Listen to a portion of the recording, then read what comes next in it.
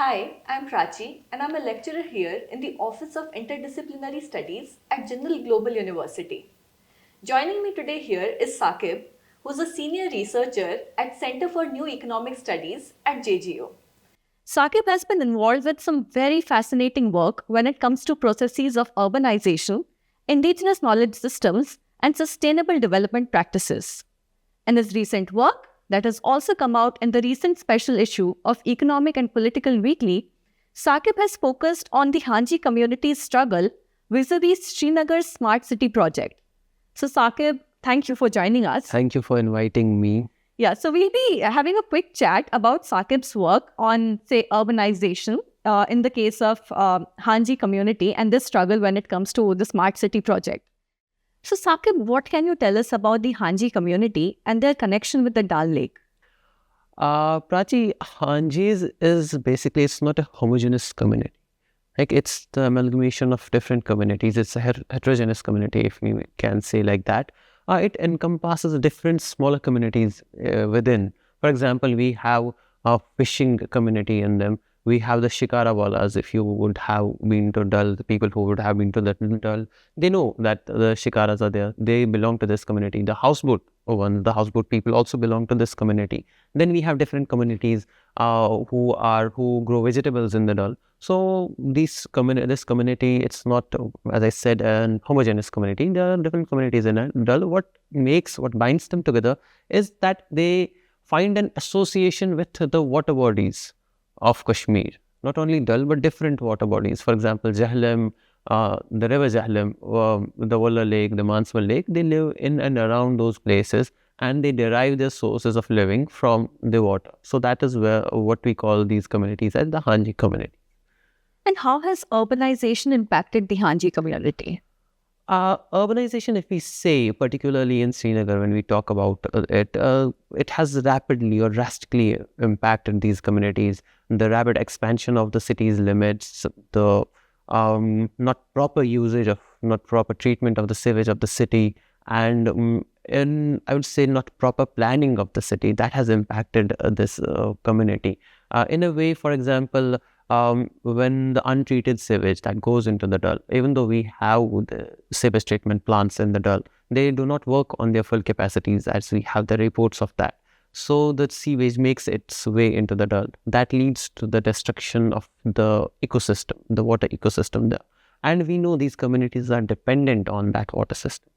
So another thing is that there's kind of displacement of these communities because of smart city projects, or not only the smart city project. There were certain projects which aimed at displacing these communities and rehabilitating them to a different site.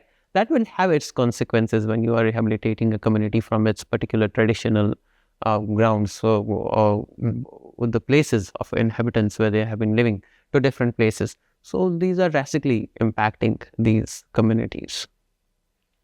And how does the Smart City project particularly impact the Hanji's traditional knowledge system? When we talk about these traditional knowledge systems, so they have the knowledge of ecology, of the water cycle, of the movements of the Dal.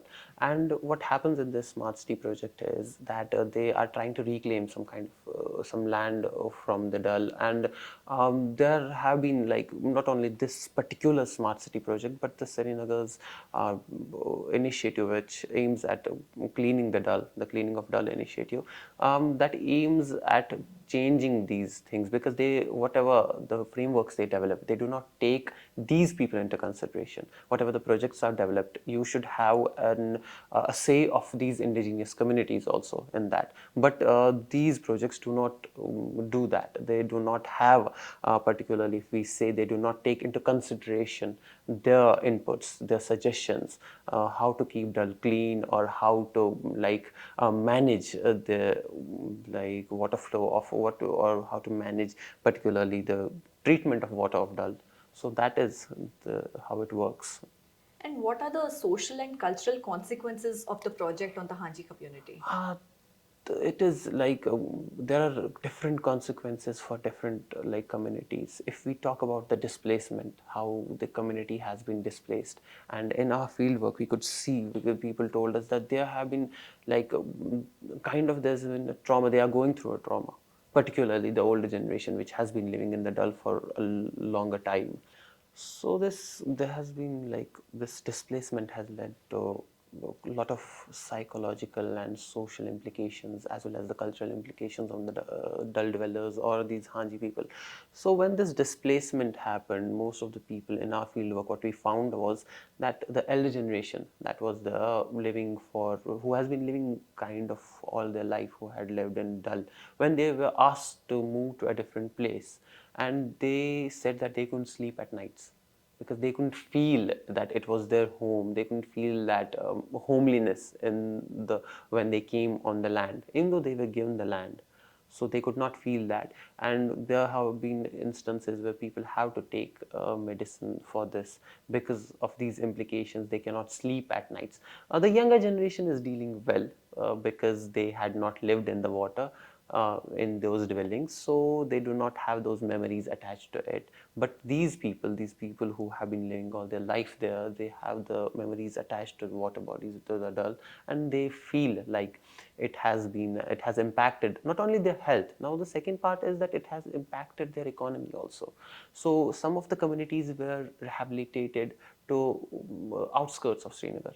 So it became very difficult for them to reach to Dal to do their activities, for example, fishing, or the people who were involved in shikaras. They could not. They became distant to the Dal. So their economic activities were hampered. And one of the thing, an important thing that we found, that these people said that the social cohesion that was lost, the sense of cohesion that was in the community, the sense of community, Sense of belonging. that was, they lost that all.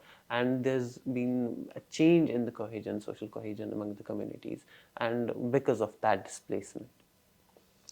And how do you feel that the Hanji community's experience, how does it relate to other indigenous groups all around the world? If we see like Hanji community uh, as a part of a larger indigenous group, and when there is a kind of rapid urbanization, unplanned urbanization, which does not take into consideration the indigenous communities, there has been like, it takes a toll on those communities, be it like social, cultural, economic, or mental toll. And same has happened to Hanji community. If we look into the other communities in India also, or outside India, and that has been, we can see that in relation to those communities, this has been kind of more or less same, though the scale might vary, the intensity might vary, but the effect is same between the communities that have been rehabilitated, that have been displaced from their traditional roots.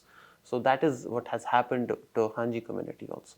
Given the implications, socio-cultural implications, as well as economic implications of this urbanization on, say, Hanji community, what role do you believe that indigenous knowledge systems should play in urbanization or, say, urban development? See, indigenous knowledge systems, or traditional knowledge systems, if we call them, they have a major part to play in this. There is like their role is very important as the policymakers.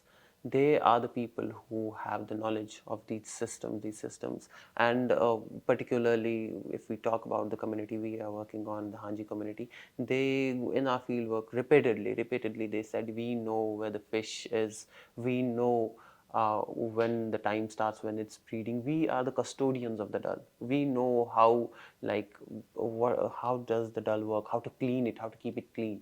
And when you have a policy that neglects a big, what we call as a substantial part of the Dal, because they are the part of the Dal.